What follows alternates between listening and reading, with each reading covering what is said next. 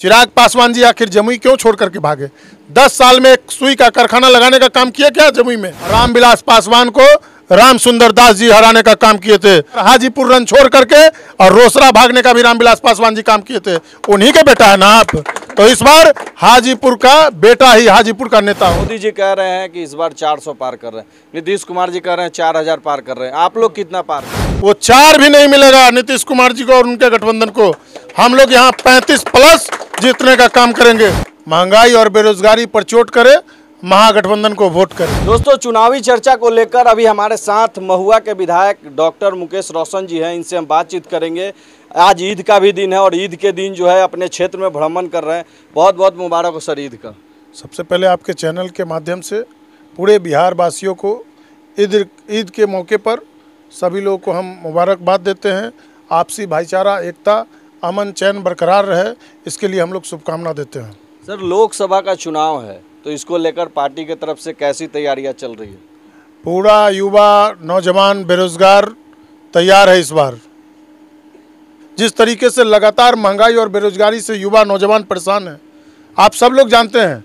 पहले अगर हम लोग 30,000 रुपया अगर कमाते थे महीने का, तो 20,000 रुपया अगर घर खर्चा होता था तो 10,000 रुपया में 5,000 रुपया पढ़ाई के लिए और 5,000 रुपया बाल बच्चों के शादी विवाह के लिए हम लोग जमा कर देते थे बैंक अकाउंट में।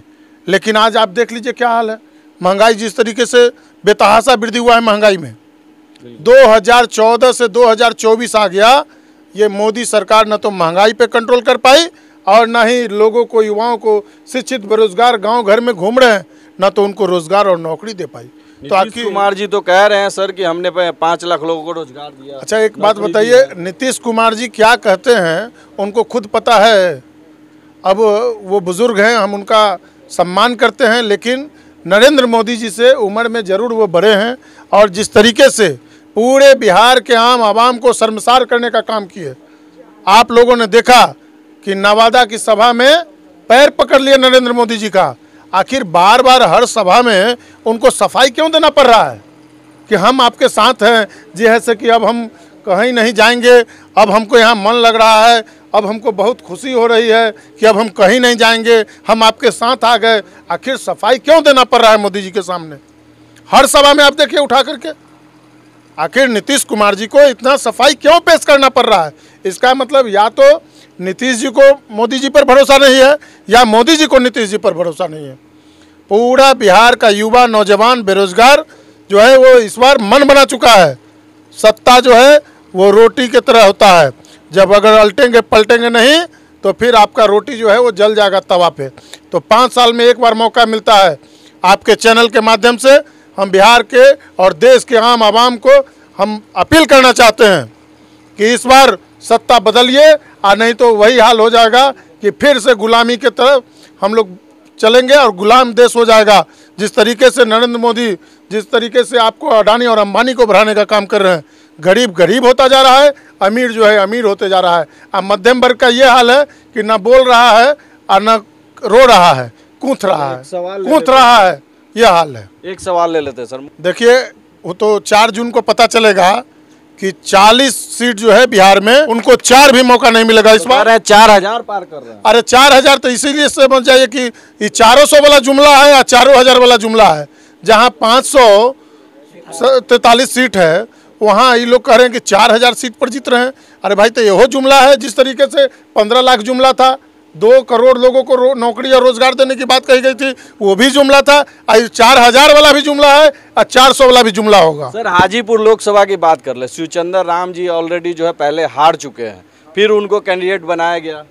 जो हारता है वही जीतता है, जो हारता है वही जीतता है, और हाजीपुर का बेटा ही हाजीपुर का नेता होगा। आप देख लीजिए, 2014 से पहले जब यूपीए का सरकार था तो यहाँ बड़ा बड़ा प्रोजेक्ट आया।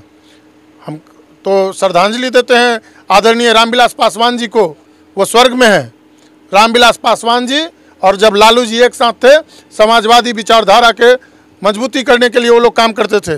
लेकिन आज चिराग जी किसके गोद में जाके बैठ गए? नरेंद्र मोदी के पास गए, उनके बाबूजी का मूर्ति तोड़ने का काम किया, उनके घर से उनका सामान उठा करके फेंकने का काम किया, और तब भी हनुमान बने हुए हैं। अरे कैसा हनुमान, जब अपने बाबूजी का बेइज्जती करवा लिए। अपने घर में जो हाजीपुर के लोग जाता था तो वहाँ पर एक आश्रय हुआ करता था, हाजीपुर के लोग जाता था, वहाँ रहता था, उसको यही चिराग पासवान जी ने तोड़वाने का काम किया। अब हाजीपुर के लोग अगर दिल्ली जाता है तो उसको भटकना पड़ता है इधर उधर। आखिर क्यों? जब रामविलास पासवान जी हाजीपुर के लोगों को मान सम्मान देते थे और हाजीपुर का लोग भी मान सम्मान देता था, तो ये चिराग पासवान जो है वो पूरे तरीके से दंडवत हो चुके हैं नरेंद्र मोदी के सामने, और वो अपने बाबूजी का भी अपमान करवा चुके हैं, अंबेडकर जी का अपमान करवा चुके हैं, संविधान का अपमान करवा चुके हैं।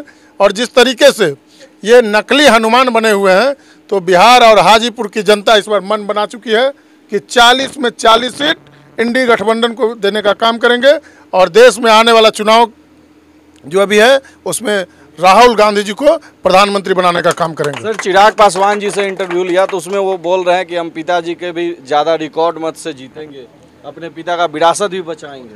अच्छा, कितना बड़ा ड्रामेबाज है कि पिताजी की जब मृत्यु हुई थी तो बहुत दुखद समय था, हम लोग भी उस समय दुखद थे, दुख के घड़ी में हम लोग भी उनके साथ थे। लेकिन जिस तरीके से वो एक्टिंग कर रहे थे और वीडियो बनवा रहे थे, वो वीडियो वायरल भी हो रहा है कि नहीं नहीं ऐसे नहीं, ऐसे करो। आँख तो में बोल रहे हैं कि आपके कैंडिडेट में दम ही नहीं है। अरे किसको दम है वो तो जनता बताएगी, और जनता लोकतंत्र में मालिक होता है। वैशाली लोकतंत्र का जननी है, और इसी धरती पर रामविलास पासवान को राम सुंदर दास जी हराने का काम किए थे, और राम सुंदर दास जी के डर से एक बार हाजीपुर रन छोड़ करके और रोसड़ा भागने का भी रामविलास पासवान जी काम किए थे। उन्हीं के बेटा है ना आप, तो इस बार हाजीपुर का बेटा ही हाजीपुर का नेता होगा। चलिए, तो ये हमारे साथ मुकेश रोशन जी हैं जो कि कह रहे हैं कि इस बार जो है खेला पलटेगा हाजीपुर लोकसभा से। बाकी आप लोग क्या सोचते हैं जरूर बताइएगा। जय हिंद, जय बिहार।